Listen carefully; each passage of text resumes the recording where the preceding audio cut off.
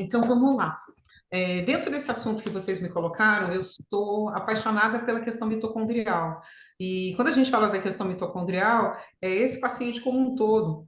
Ou seja, pode ser esse paciente que chega para a gente com um quadro de sobrepeso, de obesidade, pode ser uma crise simples de fadiga, pode ser uma mulher menopausada, um paciente pós um quadro viral. Então, sempre a gente vai ter que ter essa atenção para a mitocôndria. Outro aspecto que a gente vê muito na endócrino é as questões de sobrepeso, obesidade, síndrome metabólica. Então, muitas das vezes, esse metabolismo ele está lento, mas eu não tenho uma mitocôndria responsiva. E se eu não tiver essa mitocôndria responsiva, todo o processo fica muito mais difícil. O processo de recuperar a inflamação, o processo de melhorar o anabolismo, fazer com que esse indivíduo ganhe massa muscular, o processo até o que a gente pode estar falando a nível ovariano. Então, muitas das vezes, talvez a gente possa se questionar, muitas mulheres hoje, a gente está falando de uma menopausa cada vez mais precoce. E por que que essa menopausa está cada vez mais precoce? Por que que esse ovário está tentando se aposentar antes do tempo? Eu costumo brincar. Muitos dos aspectos estão ligados com o estresse, você falou burnout, e muitos dos aspectos daquilo que a gente fala, eu preciso de mitocôndria, eu preciso de energia. E outro extremo, às vezes a gente acaba acompanhando pacientes com anorexia. A mulher com anorexia, peso, ela tem tão pouco percentual de gordura que ela para de menstruar. E as mitocôndrias dela estão super, mega desconectadas. Então, por isso que eu falo, olha quanta coisa a gente já falou e tem a ver com a mitocôndria, né? Então, é algo que a gente tem que estar muito atento. Aí eu fiz aqui um gráfico, o crescimento da importância das mitocôndrias na medicina. Então, a gente fala de mitocôndria, aí a gente vê alguns artigos que foram publicados em 1980. Então, opa, eu passei aqui um pouquinho. 1980. E gradativamente, a partir do ano 2000, então há 24 anos, a gente tem falado com muito mais eficiência. Então, até então, a gente falava do retículo endoplasmático, falávamos do complexo de Golgi, o núcleos. Então, aqui gradativamente a gente vê essa mudança dessa nuance do que a gente fala. Eu diria que desde 2001, com a sequência do genoma, a gente começou a falar muito mais. Talvez aí para os mais antigos, como eu, a gente também falava, por exemplo, da metformina, o glifage, trabalhando com as sirtuínas, que ajudariam também nessa questão. Então, é muito importante a gente estar falando, e o número de publicações que, obviamente, ocorrem, se a gente for ver aqui, é muito maior a partir aí da questão do genoma. Aí, aquilo que eu quis colocar aqui para vocês, né? Então, quando a gente pode estar falando do DNA, temos o DNA mitocondrial, mas a gente tem todo esse aspecto para onde a mitocôndria é importante. Então, na questão cerebral, na questão muscular, hoje a tão famosa recurso de preocupação para a gente, a sarcopenia, o coração, distúrbios de condução, a insuficiência cardíaca. Então, a gente fala de quanto que é a importância, algumas neuropatias relacionadas ao nervo óptico, a questão do fígado. Hoje, qualquer indivíduo que chegue, e a gente pode falar de algo que eu gosto bastante de vocês, que é o detox hepático, né? Abrindo um pouquinho o leque. Quando a gente fala de fígado, a gente tem que trabalhar com os três pilares de um processo de detoxificação.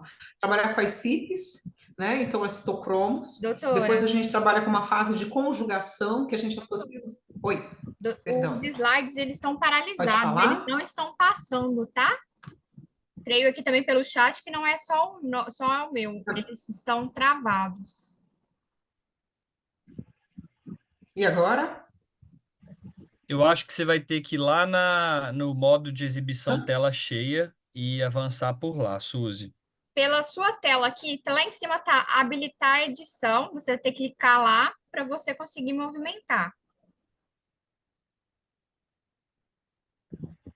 Mas é engraçado que aqui para mim, apresentação de slides, Isso. Aí habilitar a Isso, edição, habilitar a isso, edição e agora isso. você vai clicar lá na apresentação, lá embaixo, no ícone de apresentação de tela cheia. tá indo ou não? Tá indo, Tá indo? tá indo. Ok. Isso, perfeito. Coloca como Então, a tela gente cheia, comentou aqui coloca como tela cheia, que eu acho que fica melhor para o pessoal visualizar. Visualizar.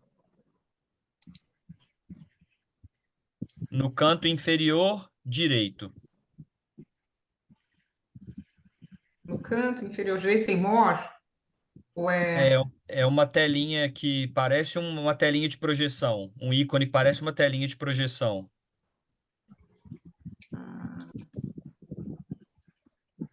Bem no cantinho inferior direito. Foi agora ou não? Ainda não.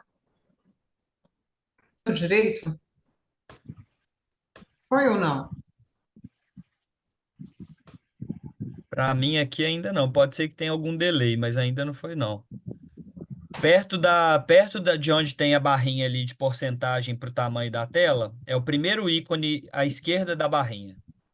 Bem no cantinho inferior direito ali. Espera aí que eu vou...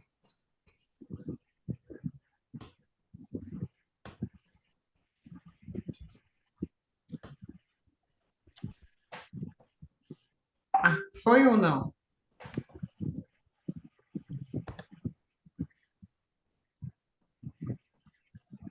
Para mim aqui ainda não. Ainda não. Vamos seguir com a tela desse formato, sim. Só inicia, dá uma repassada do início, que agora que os slides estão passando, por gentileza. Espera aí que eu vou ver o que está acontecendo para eu... É que engraçado aqui para mim tá tão...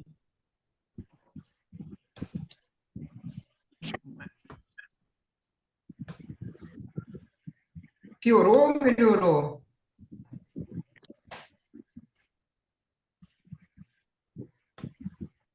Abriu só uma janela Viu? aí Que do estavam tão bonitos os lateral. slides.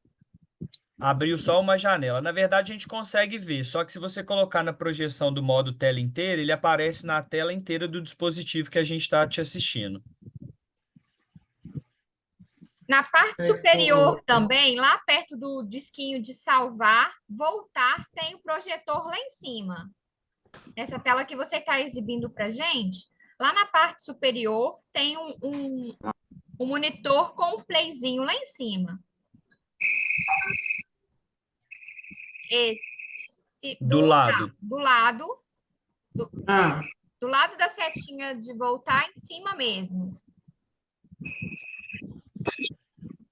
Esse Esse, mesmo. esse. foi agora para vocês ou não? Ó, agora foi, não é? Uhum. Foi? Foi? Tá Ai, passando? ainda não. Uau! Deve ser um delay, mas eu acho que é aí mesmo, tá? Tá bom, ok. Então, desculpa. Então, aí eu estou Imagina. colocando. O primeiro, então, foi a gente falando a partir do projeto Genoma, como a gente começou a reconhecer essas publicações a nível celular. Aqui eu fiz um passeio por onde a gente está falando sobre a mitocôndria, músculo, coração, a condução. Eu falei sobre insuficiência cardíaca, como hoje se fala de suplementação nesse sentido. A questão hepática, como eu estava colocando hoje dentro do paciente como um todo, a gente vai avaliar as questões de intoxicação por metais pesados, esse fígado eu vou precisar dessa energia. Até algumas questões relacionadas com o intestino, DNA nuclear, o ouvido interno, perda de audição relacionada com a...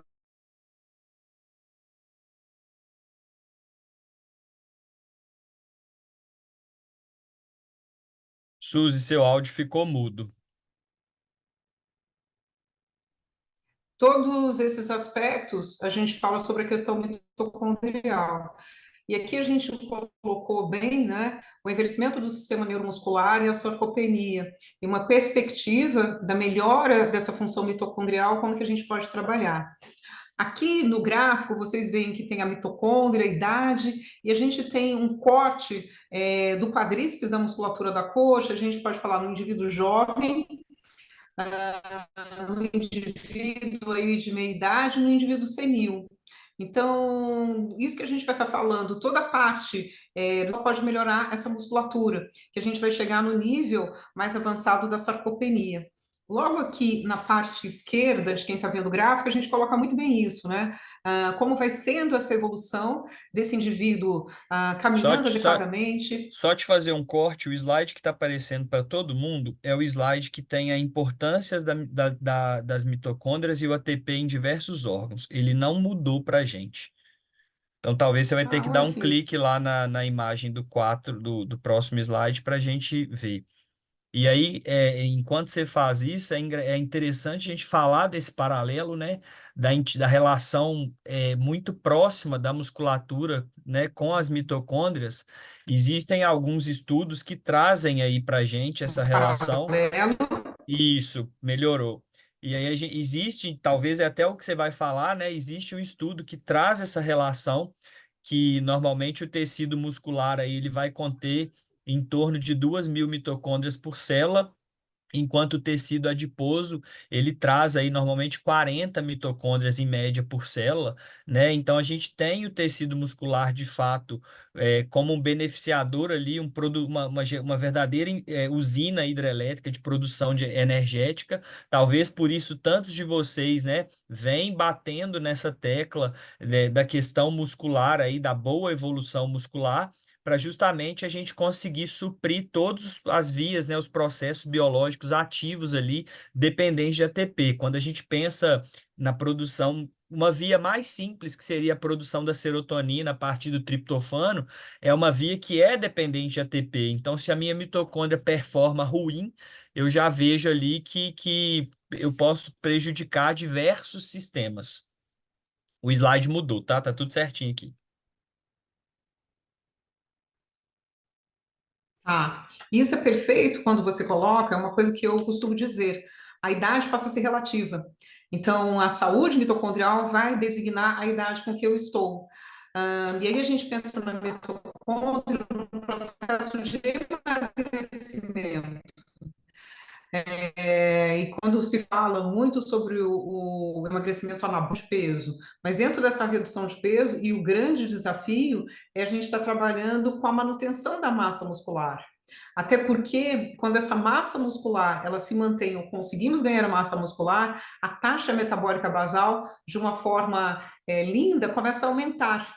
Então, aquele indivíduo com metabolismo lento, a gente vai encontrar gradativamente o aumento da massa muscular, a diminuição da gordura, melhorar essa mitocôndria com treinamento físico, a gente vai conseguir fazer com que, depois das estratégias do emagrecimento, a manutenção desse emagrecimento, dessa vida saudável, vai depender da quantidade de músculo que se tem, porque vai depender da quantidade de mitocôndria que se tem. Então, por isso que hoje a gente tem feito total relação da questão mitocondrial e saúde muscular, saúde cerebral. Então, é esse olhar que a gente vai ter que estar sempre atento com os nossos pacientes. A questão da função mitocondrial e sensibilidade à insulina, na obesidade e no diabetes. Então, a resistência insulínica, ela está muito ligada, além do critério inflamatório que a gente vê, as interleucinas, mas a próprio excesso de insulina, ele vai configurar com muitas alterações sobre o metabolismo lipídico, sobre o metabolismo das proteínas, e sobre o metabolismo, obviamente, proteico, lipídico do carboidrato. Os três substratos, os três macronutrientes, glicose, carboidrato, gordura e a própria proteína. Então, aqui a gente colocou sobre isso, essa deficiência, essa má situação provocada no quadro de obesidade e diabetes. E aqui, quando a gente vê o músculo cheio de gordura, a gente tem falado muito sobre esse aspecto. Ano passado, no Obesity Week, em Dallas, se falou muito. Hoje nós estamos vendo pessoas com peso dentro da normalidade, mas elas desenvolvendo quadro de diabetes tipo 2, que não é mais o tipo 2, mas elas estão desenvolvendo um quadro de diabetes por resistência insulínica, por excesso de gordura nesse músculo. Então, é esse olhar que a gente tem que estar atento. Então, o peso não será mais a referência. Então, do que antes a gente falava de diabetes tipo 2, indivíduo mais velho, associado com obesidade, não estamos vendo isso. Então, é esse quadro que a gente está falando dessa obesidade sarcopênica. Então, a infiltração de gordura no músculo. Então, todos esses aspectos, diminuição de ATP, a resistência insulínica na obesidade. Aqui a gente falou das substâncias reativas de oxigênio. Então, o ROS, ele fica aumentado, então a gente está falando de processo inflamatório, e a gente acaba também culminando com diminuição da biogênese mitocondrial. Então, olha que lindo, né? Eu sou antiga, e na época que a gente falava de diabetes, a gente falava só de pâncreas, onde a gente falava de músculo em diabetes, onde a gente falava de mitocôndria no diabetes. Então, por isso, e tem um grande endocrinologista que é o De Fronzo, que é um italiano, e que ele colocou o octeto do De Fronzo, você trabalhar com diabetes nos 8 pilares. Então, não era só trabalhar com o pâncreas. Então, isso aqui é excelente. Então, essas alterações da função mitocondrial vão impactar na sensibilidade à insulina e, obviamente, no que mais a gente vê no sobrepeso, na obesidade e no diabetes, por essas questões. Diminuição de ATP, maior resistência insulínica, o Roma, e aí a gente fala aquela insulina basal de 5, 7, que a gente já tem que estar em cima desse paciente. Às vezes a gente vê, alguns pacientes referem para a gente, tem alguns laboratórios que colocam insulina basal até 15. Aí o paciente vê aquele 15 e fala assim, mas está dentro do normal, doutora? E, no entanto, a gente já está falando de resistência, o Roma com isso. Então, RI, resistência insulínica, o ROS, as substâncias inflamatórias que a gente deve ver, aumentando mais ainda esse processo inflamatório de resistência insulínica e a biogênese mitocondrial. Aí aqui eu falo de biogênese mitocondrial. Doutor, avança o slide para a gente manualmente. Tá, já Que aí entendi. qualquer coisa eu vou te dar esses feedbacks aí, porque parece que não está acompanhando a sua fala, tá? Aí qualquer coisa eu vou te interromper só nesse sentido. Tá, tá bom. É que agora ele travou aqui. Para o pessoal que está nos acompanhando, a gente está no slide da biogênese mitocondrial agora. E agora a gente está no. Isso, está no da biogênese mitocondrial. Provavelmente eu acho que você já até falou dele.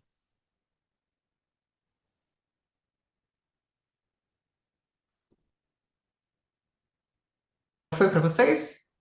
Está no slide que está no da biogênese mitocondrial. É o seu sexto slide.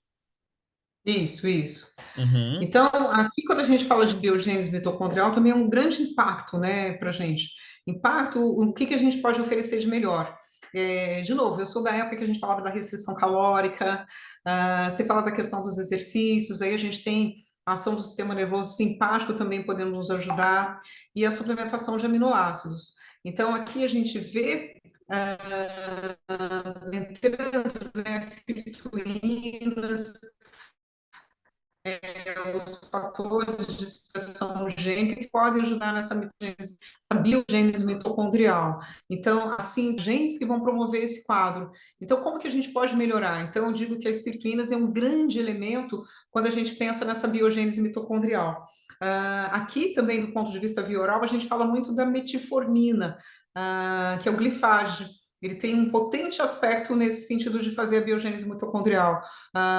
Os exercícios físicos, aí a gente fala de exercício físico, tanto aeróbico quanto o anaeróbio, o treino de resistência que a gente tem que trabalhar.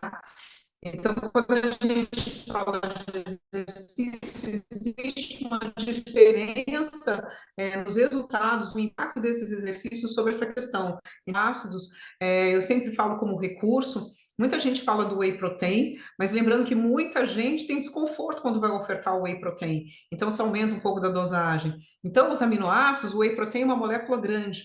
Para eu fazer a clivagem, para fazer essa absorção, muita gente não tem essa capacidade. Lembrando, às vezes estamos trabalhando com um paciente inflamado, de sobrepeso, obesidade.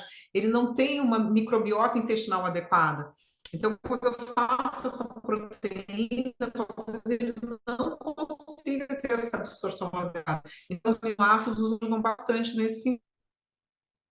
Aqui a gente, vou mudar a tela. E aí, só pegando um gancho também no que você falou sobre os aminoácidos, né? Quando a gente pensa num paciente que quer fazer efetivamente a perda de peso, o valor calórico do whey ou do substituinte de refeição, né? Ele é consideravelmente maior, né? E aí pode ser uma estratégia de a gente utilizar de fato os aminoácidos que praticamente são isentos ali de valor calórico e vão dar esse aporte para a síntese proteica. Sim, perfeito. É uma boa colocação. Então, Vocês que já me conhecem, eu sou apaixonada pelo estresse oxidativo também. Aí eu coloquei aqui do equilíbrio, quando a gente fala, né? O estresse oxidativo, todo momento o nosso corpo está inflamando. Eu abri o olho, eu estou inflamando. E o nosso corpo é tão adequado que ele tem todo um sistema de defesa desse estresse oxidativo, que é o sistema de defesa, um sistema de reparação que a gente fala que é antioxidação. Está com algumas enzimas, a superoxidesmutase, que vão nos ajudar, alguns nutrientes que vão nos ajudar nesse processo de antioxidação, nesse processo de reparação. Então, o estresse oxidativo, ele ocorrerá, não é porque eu estou ficando velho, mas ele vai ocorrer para todos nós, e a gente vai precisar desse sistema de reparação, desse sistema de cuidado, de zelo, que é esse sistema de antioxidação. Então, também a gente vai falar aí sobre algumas suplementações que vão permear esse quadro do estresse oxidativo. Então, eu coloquei aqui, né, o equilíbrio que é importante, né, que temos da inflamação, que vai desencadear o estresse oxidativo, o que a gente pode combater com o nosso sistema de defesa. Isso vai impactar, obviamente, nas substâncias reativas de oxigênio, e a gente vai ter dois caminhos aí para estar colocando: o dano mitocondrial ou a reparação mitocondrial. Por isso que, dentro desses aspectos, a gente vai falar muito dessas suplementações que possam trabalhar nesses setores para nos ajudar.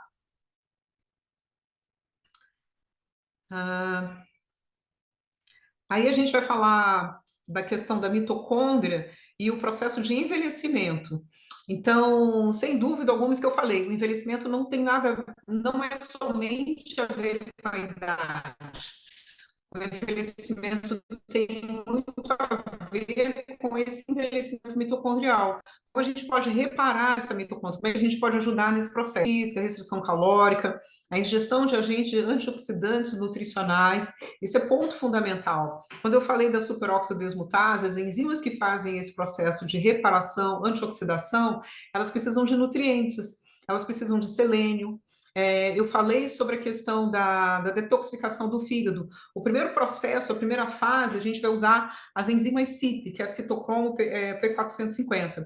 Para ter uma citocromo funcionando bem, gente, é uma enzima que precisa do radical M. E o radical M eu preciso de ferritina. Então, para eu falar dessa mitocôndria funcionando bem, eu tenho que ter uma ferritina adequada desse paciente.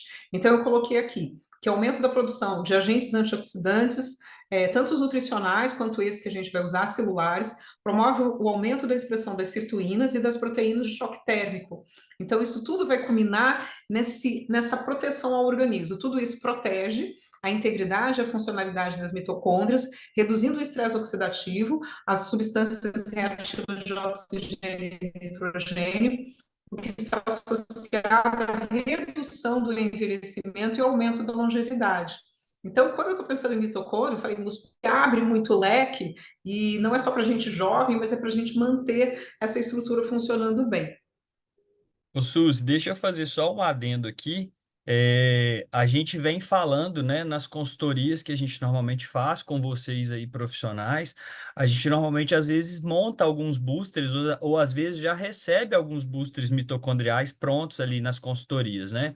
E aí é importante, e aí você colocou isso de uma maneira muito, muito didática aí, a questão da utilização dos antioxidantes, né, na hora de montar essa terapêutica. E aí é interessante a gente falar sobre isso, porque eu quero a minha mitocôndria performando mais brilhantemente possível ali, né, por todas esses benefícios que você já apresentou para a gente. Só que a gente precisa pensar também que junto dessas mitocôndrias, né, a mitocôndria também é a principal organela gerador de espécie reativa de oxigênio. Então, isso até justifique a inclusão de algum antioxidante que a gente normalmente coloca ali na terapêutica desses pacientes. Perfeito, perfeito. Aqui no próximo, acho que vocês já estão acompanhando, eu coloquei doenças e condições relacionadas às mitocôndrias. Então, a fibromialgia, a fadiga crônica, a mulher em perimenopausa, ela já vai dando esses gatilhos, essa informação clínica. É aquela mulher que fala de uma fadiga, eu já acordo que a gente está falando isso, existe o declínio hormonal, mas existe também esse declínio na questão mitocondrial que eu tenho que reparar. Então, principalmente nessa mulher menopausada que chega, a gente tem que estar muito atento sobre essa questão. A cefaleia e migrânias também pode estar relacionado com esse aspecto, que também eu puxo um gancho para a questão do fígado, das CIPs. Com o tempo, aquelas enzimas dos citocromas, a gente perde a capacidade de trabalhar com a cafeína, perde a capacidade de trabalhar com chocolate, e isso vai dar essas cefaleias, por isso que a gente tem que estar cuidando também. Exacerbação de quadros, aí a gente pode estar falando de quadro psicótico, mialgias, depressão resultadas pela questão da estatina, a ICC e outras doenças cardiovasculares. Eu fico muito feliz quando a gente vê algumas prescrições do pessoal da Cardio, e eles usando também aí a coenzima Q10. Ele falando do perfil intramuscular lá na bioquímica, do Lenig e do Hafer. E agora a gente está falando isso ao vivo na clínica médica. E sem dúvida alguma eu coloquei aqui sobre a questão do envelhecimento, como eu disse. Então, isso tudo é muito importante para a gente pensar na mitocôndria. Ela falou. Aí eu vou falar dos protocolos, mas acho que é bom a gente conversar um pouquinho. Claro, eu queria chamar a atenção para a coenzima Q10, acho que já é um ativo extremamente usual, né? A gente já vem falando deles aí, da coenzima Q10 em algumas das nossas aulas, né? Direto a gente fala sobre, a gente grava conteúdo sobre isso, a gente fala disso nas consultorias, né? A coenzima Q10 ela tem um perfil lipossolúvel, eu acho que isso não é novidade para ninguém, né? Quando é lipossolúvel, ela fica restrita lá a ser administrada na via intramuscular. E talvez justamente por essa característica de lipossolúvel, né? A gente tem alguns artigos de revisão que trazem aí que a coenzima não é um ativo tão bom, tão eficaz para ser administrado por via oral, né? Ela tem um perfil de baixa absorção e o que justifica, inclusive, né, o uso pela via injetável. Perfeito. A biodisponibilidade, né, Renan? Isso a gente tem que estar colocando muito claro para as pessoas.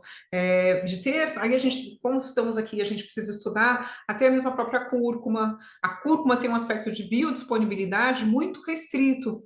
E com todo o respeito, mas às vezes eu vejo as pessoas falando tanto shot de cúrcuma, mas eu falei assim, mas vai shotar quem? Porque aquilo já é ruim do ponto de vista de paladar e a pessoa usando aquilo para não funcionar tanto. Pensando em sociedades, talvez eu falo que os indianos, mas eu digo que eles já devem usar cúrcuma desde intraútero, porque é uma sociedade que já está acostumada. Então, esse metabolismo já está acostumado a receber e provavelmente eles consigam fazer. Mas tem essas diferenças. Então, uma das questões que eu sou apaixonada pela questão do injetável é o quanto eu consigo fazer de entrega. O quanto eu posso entregar desse princípio ativo e ele ter uma eficiência. E muitas das vezes, por exemplo, esse paciente com uma insuficiência cardíaca congestiva já tem tanto remédio para tomar, e eu ainda vou colocar mais um, do qual eu não tenho certeza se ele vai conseguir fazer absorção. Então, isso ajuda bastante. E outro aspecto que você falou, e tem alguns, né, Renan, princípios ativos que eu falo que são elitizados. Eles não podem ser utilizados com ninguém, eles são egoístas. Então, a coenzima Q10, por exemplo, a intramuscular profunda, tem que ser só ela. Não posso utilizar com nenhum outro, assim, nesse sentido, né? Exato. Uma dúvida que chega para a gente nas consultorias, né, é a questão se a gente, por ela ser lipossolúvel, se eu posso misturar, por exemplo, numa vitamina D ou numa vitamina K. E aí é interessante, né, que a gente consiga discutir essa parte de farmacotécnica mesmo, embora as ambas, né, esse exemplo aí eu usei duas vitaminas, duas substâncias que são lipossolúveis, a gente tem óleos com características de densidades diferentes, né? Então a gente sempre vai utilizar elas separadas, né? A coenzima sempre é isolada. Ela foi feita num veículo que não tem característica de ser dolorosa, né? E a gente também não recomenda que faça o uso do anestésico, né? Na verdade, óleo e água nem se misturam, e a base do anestésico é a aquosa. Então não tem necessidade de utilizar o anestésico, e como você bem colocou, doutora, a gente sempre vai utilizar ela de maneira isolada. É. Vocês querem discutir um pouco mais? Eu não sei como é que vocês querem conduzir, Renan. Eu já passo para os protocolos ou a gente fala um pouquinho mais da fisiopatologia? Eu acho que a gente pode ir comentando dentro dos protocolos, e naturalmente a gente vai ter que ir complementando algum ativo ali ou outro, né? A parte de Ah, fisiopatologia, eu acho que seria interessante a gente tocar talvez no ponto, né, de associar as mitocondriopatias aí com outras questões. Você colocou a parte de fibromialgia, eu achei sensacional. Então a gente normalmente relaciona a parte de mitocôndrias aí com o processo de dor crônica, com o processo de cardiopatias, né? O miócito aí, por ser um tecido muscular, é extremamente rico em mitocôndrias, né? Eu já vi algumas aulas, principalmente da doutora Cibele, trazendo essas questões aí, né? Que a cardiopatia, normalmente, ela vai ter, ela pode ter ali em boa parte dos pacientes, alguma mitocondriopatia associada. sim, sim, sem dúvida. E é esse olhar que eu falo que é tão amplo quando a gente pensa na questão mitocondrial, né? Aqui, como é que eu vejo esse paciente, né? Então, tem todo o screening laboratorial, mas aqui eu fiz algumas suplementações que a gente está bem, é bem comum e que às vezes eu acabo discutindo também com vocês, quando vai me dando aquelas ideias, se eu posso fazer ou não, então sempre a gente recorre a vocês. Então, aqui eu falei sobre a questão do complexo B, e aí quando a gente fala do complexo B, a gente fala de B3, então, a gente vai estar falando da niacina, a gente fala de riboflavina, que todos eles são importantes quando a gente vai pensar na mitocôndria. Então, o complexo B, ele é fundamental quando a gente pensa nesse sentido. Aí eu coloquei, quer dizer, vocês têm a vitamina B12, a meticobalamina, a vitamina C, como eu falei, ele é um potente antioxidante, ele é um nutracêutico que nos ajuda bastante nessa questão. O inositol, a endocrinologia já trabalha bastante na questão do SOP, da síndrome do ovário policístico, então, a gente tem essa versão também no perfil endovenoso, que pode ajudar também bastante. Eu gosto muito. A L-taurina como aminoácidos e o pool de aminoácidos. Aí eu falo, pensando naquela fase do detox hepático, então eu passo pela CIP, depois eu tenho uma fase de conjugação. Nessa fase de conjugação, eu tenho que ter o quê? Os aminoácidos que nos ajudam bastante. Então, o pool de aminoácidos essenciais, a derribose. Eu sou apaixonada pela derribose, a derribose é uma pentose que vai nos ajudar muito nessa questão da energia. Então, ela está aqui no pool também, e a L-carnitina, que trabalha também com a questão da biogênese mitocondrial. Falamos de minerais, tem alguns minerais que são fundamentais. O cobre, então, tem uma recomendação importante daquelas enzimas de oxidação. A superóxido desmutase exigem um nível adequado de cobre. O zinco também. Então, eu falo que zinco não é só para questão de cabelo. O zinco também nos ajuda bastante como mineral nesse aspecto. Então, esse é um planejamento, eu falo que é um plano terapêutico que eu uso bastante. Não só, isso que eu falo, às vezes a queixa clínica de fadiga é muito comum, mas dependendo desse paciente que venha no sobrepeso, na obesidade, no indivíduo idoso. Então, por isso que eu falo, abre-se bastante o leque. Na recuperação de um quadro viral, também ela entra. E aí eu coloquei também uma opção, né? Algumas pessoas estão fazendo do ponto de vista intramuscular, quando está numa fase inicial. Aqui também eu tenho com o decorrer do processo da gente utilizando, eu falo que a gente tem algumas paixões. Outra paixão que eu adoro e eu utilizar, então, na NAGH, lembrando lá do ciclo de Krebs, do transporte de oxigênio, o NAGH, eu falei da niacinamida, da vitamina B3, ele é bem importante. Aí tem a procaína e a derribose. A procaína entra como anestésico, a derribose, de novo, uma pentose. Então, eu ofereço a ATP através do NAGH, oferecendo a vitamina do complexo B, a B3, e ofereço também a derribose. Então, normalmente, eu vou falar aí vocês, né, como eu tenho feito. Um endovenoso, glúteo 1, nádega 1, glúteo 2. Aí eu consigo fazer esse aporte. Então, a gente sai com 2 intramusculares, eu falo que com todo respeito, a programação levanta defunto. Então, aí a gente vai fazer essa cadeia para vocês, tá bom? Excelente, muito bem colocado. Eu queria dar destaque quando você fala dos minerais, né? A gente tem zinco e outros minerais assim, envolvidos aí em muitas reações, né? Vão ser cofatores de muitas reações. E aí a gente pode citar, até eu senti falta aí, não sei se foi proposital ou não, a gente pode citar também o magnésio.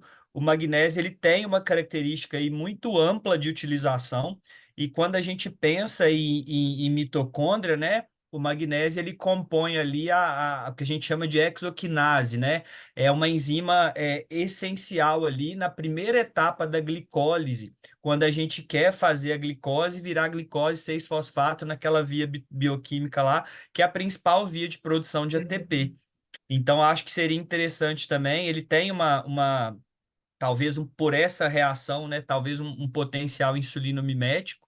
Então a gente também pode pensar na utilização dele. Não sei se vem mais para frente nos seus slides também, mas a gente poderia pensar no PQQ, que é uma molécula aí que tem o papel de biomitocondriogênese também, né? Então o PQQ ele já tem uma eficácia, uma comprovação ali que ele estimula a produção aí de genes ligados à produção das mitocôndrias, né? Então, é um suplemento que talvez seja bastante interessante, principalmente para a gente usar ali naquela manutenção. O PQQ ele tem uma característica também, né, de efeito colateral ou de efeito adverso ali, de dar uma sensação de calor, né? Alguns pacientes relatam que isso é positivo, outros nem tanto. Eu queria só responder uma pergunta aqui, que perguntaram quando você, doutora, mencionou a questão das vitaminas do complexo B, por que utilizar as vitaminas do complexo B e por que não utilizar com a B1. A B1 ela pode ser utilizada, a gente normalmente utiliza, né, a B1, o complexo B todo é hidrossolúvel, mas a gente utiliza a B1 pela via intramuscular justamente pelo risco de rushzinho ali.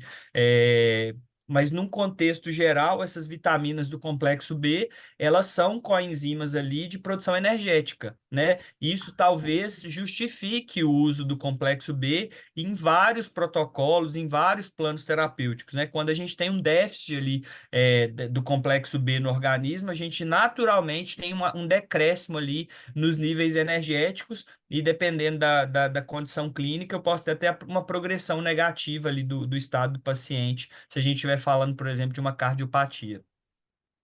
Perfeito. Sem dúvida. Foi mais pela questão do rush, mas o complexo B, isso que você falou, na sequência, quando a gente pensa na respiração, na cadeia respiratória, eles estão presentes e envolvidos em todas essas etapas. E esse olhar que o tratamento, né, o protocolo injetável nos dá, é que a gente consegue trabalhar com todos os setores, todas as vias metabólicas. Quando eu somo esses setores,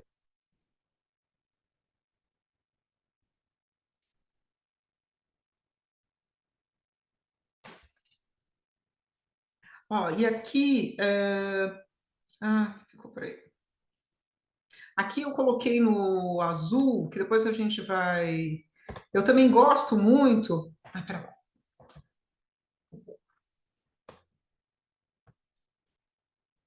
Eu não sei se vocês conseguem ver, e eu trouxe aqui para discutir. É que ficou a barra. Eu gosto muito também de usar o azul de metileno para as fadigas centrais.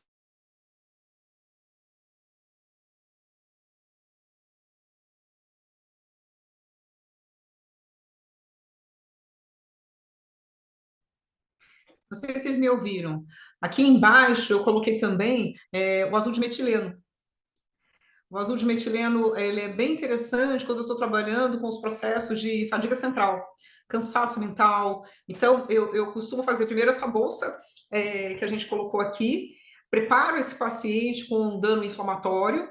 Aqui também ficou outra questão do intramuscular, o Chronic, que entra para melhorar o processo inflamatório, que a gente pode estar trabalhando. Então, quando a gente pensa de eficiência, essa biogênese mitocondrial, se eu não melhorar o quadro inflamatório, eu também não consigo. Então, a gente tem que estar trabalhando nos dois setores. Aí ficou aqui, infelizmente, no intramuscular, tinha mais o Chronic, e no endovenoso tem ainda o azul de metileno, que eu gosto de trabalhar. Aí vai da experiência, Renan, não sei, mas eu acho que é importante isso. Eu tive algumas experiências negativas com PQQ. Então, logo no início, quando a gente começou a trabalhar, e foi bem essa experiência sobre o aspecto dos calores. Foi um desconforto, eu estava no início fazendo injetável, então, às vezes, aquilo que eu falo, que fica da primeira experiência, a gente se assusta um pouco. Mas, sem dúvida alguma, que o PQQ é algo que a gente trabalhe também, mas eu escolho o paciente, acho que aí a gente vai começando a ter uma habilidade de quem vai ser as escolhas com o paciente que a gente vai trabalhar, para não ficar algo que a gente possa correr o risco e ele tem uma sensibilidade, em função de uma sensibilidade, ele não aceitar o tratamento. O azul de metileno. O azul de metileno não é para todo paciente que eu falo logo de início. Ele não será, na minha opinião, na minha prática, uma estratégia que eu vou trabalhar de imediato. Embora eu saiba que a queixa clínica dele foi muito importante, um cansaço mental, dificuldade para memorização, mas a gente fala da questão da biogênese mitocondrial e num próximo passo tentar trabalhar com o azul de metileno. E aí tem uma ressalva, né? O azul de metileno ele tem um potencial ali discreto, mas tem um potencial insulino-mimético. Então, se o paciente faz, né, o uso de algum inibidor da recaptação de serotonina, é importante a gente respeitar o tempo da administração, da tomada desse medicamento, sempre começar com azul com gotejamento mais lento, com uma diluição maior e sempre supervisionado, né? A gente minimiza muito crise serotoninérgica de azul de metileno nesse perfil de paciente, né? Diminui muito o risco e, obviamente, a gente melhora a experiência do paciente ali quando está fazendo a infusão. E um adendo também com o NADH, né? O NAD é a molécula, o NADH é a molécula mais eletronegativa ali que a gente tem dentro dos antioxidantes. Então, ele consegue reciclar vários outros. Então, uma forma, se a gente talvez não quer oferecer o NADH ali para o paciente, até pela uma robustez, né? Ele é uma molécula cara que muitas vezes deixa o plano terapêutico ali daquele paciente mais robusto. Hoje a gente vem trazendo o ribosídeo, né? Que é o melhor precursor de NAD e acaba tendo um valor mais acessível. O que a gente não recomenda farmacotecnicamente falando, é que se combine NAD, ribosídeo, inositol, B3, tudo no mesmo paciente, porque aí também eu posso aumentar a sensibilidade daquele paciente ali, né? Existem relatos dessas combinações trazendo até mesmo arritmia, né? Quando o estudo é infundido no mesmo paciente. Então, para isso, a gente tem a questão da consultoria também, para justamente conseguir auxiliar vocês nesse processo.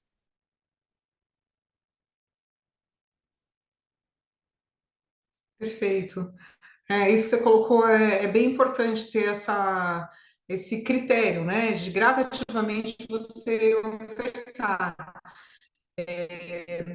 Quando esse paciente está muito inflamado, então talvez quando vai uma sede, desinflamar rapidamente esse paciente, talvez a gente não consiga restaurar. E talvez nesse primeiro momento, em vez de ser uma forma positiva, passe a ser até uma forma negativa, né?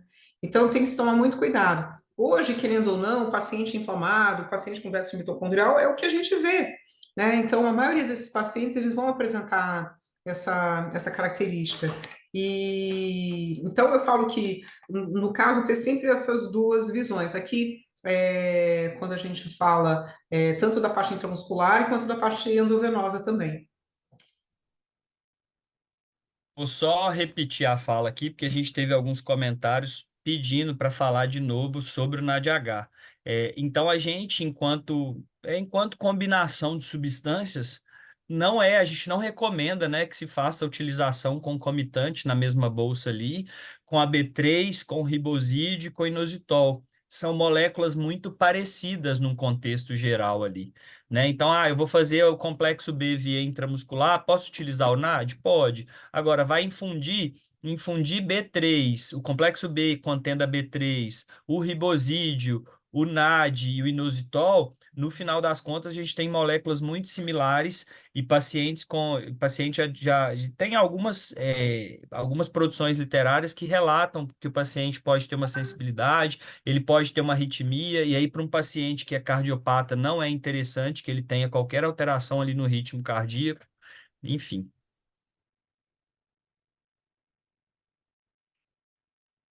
Sim, E sim. aí tem mais uma. Esse cuidado tem uma hora. Perdão, pode continuar. Não, eu falo que assim, é uma ferramenta tão interessante o NajaGA, o Riboside, mas não é o excesso dele, né? É trabalhar, prescrever, avaliar, e depois uma próxima semana pode até usar o Riboside, mas aí perguntar também ao paciente, numa segunda semana, qual foi a sua percepção. Uma das coisas que a gente vai aprendendo no decorrer do uso dos protocolos é isso. Eu faço o NajaGA, eu tenho uma excelente resposta, mas tem paciente aqui que não tem.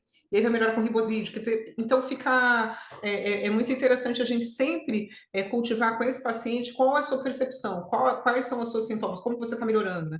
E aí eu acho que isso entra no grande diferencial de vocês, né? Que o paciente ele percebe esse tato, essa sensibilidade, esse cuidado, e aí ele tem senso de dono e ele não quer largar nem quando vocês dão alta para ele, ele quer sair, porque ele se sentiu tão bem acolhido, tão bem cuidado, né? Que acaba ficando ali marcado para ele positivamente. Veio uma outra pergunta aqui de uma doutora, né, sobre uma alternativa para aliviar o cansaço mental quando o paciente não tem indicação de usar o azul de metileno, né? O pool cognitivo, como ela bem cita, pode ser uma opção. O grande diferencial do pool cognitivo, a meu ver, é porque ele tem a carnitina na forma acetilada, o que torna ela mais lipossolúvel e que torna ela capaz ali de atravessar a barreira hematoencefálica. Então, a gente tem mais carnitina chegando ali nas mitocôndrias cerebrais ali.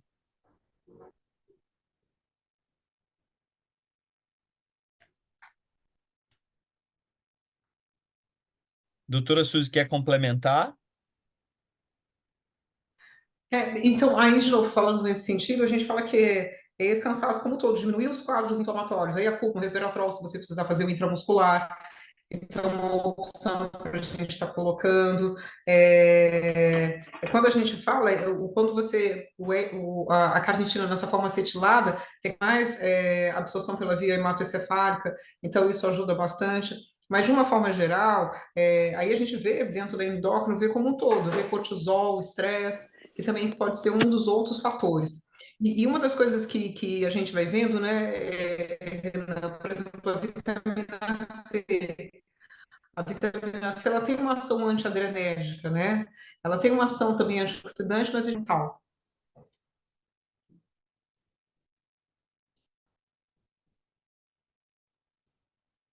Acho que seu áudio travou um pouquinho para a gente aqui, mas é justamente pela questão do papel dela ser um cofator metilador ali, e está envolvido na síntese de alguns neurotransmissores também.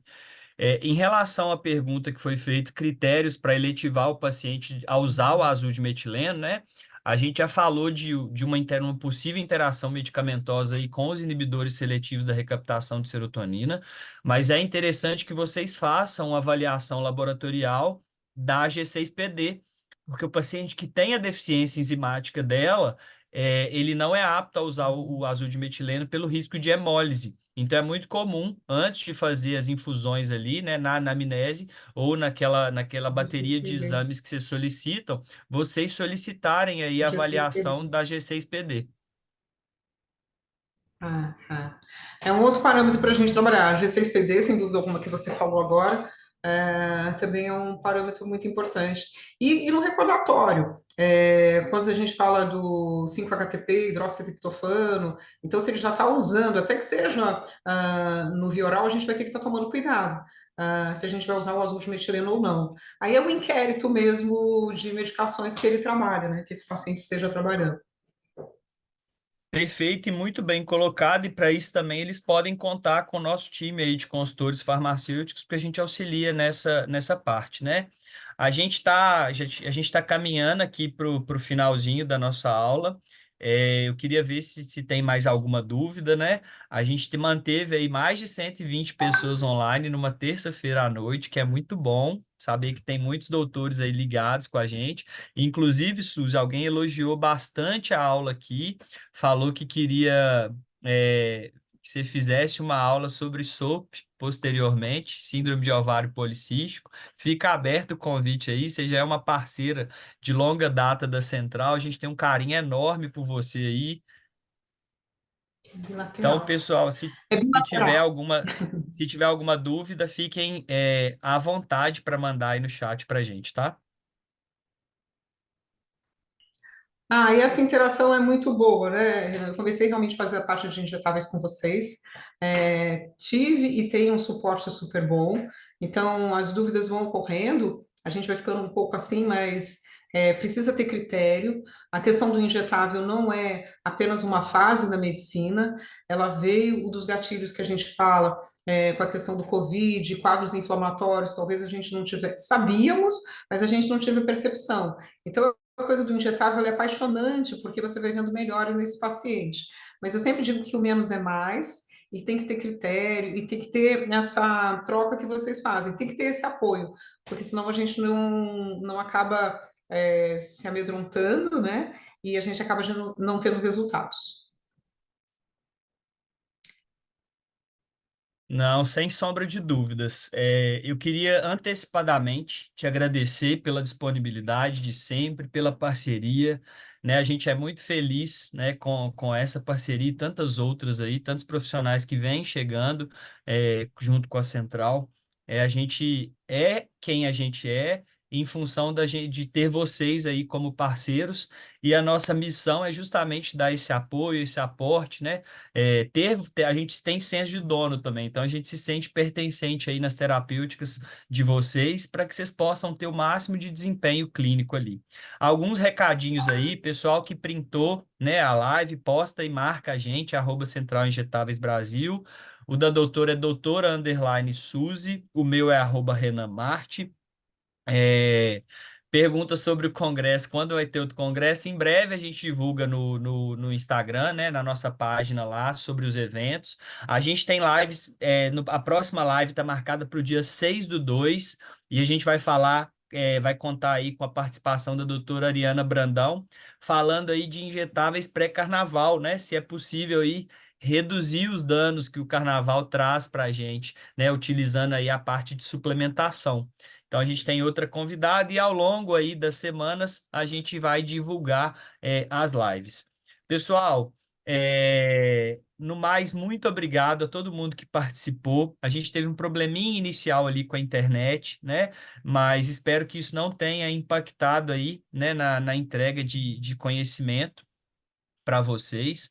No mais, muito obrigado mais uma vez. Uma boa noite para todo mundo. Doutora Suzy, quero te agradecer mais uma vez e deixo aí a palavra para caso você tenha alguma consideração final aí para fazer para a gente.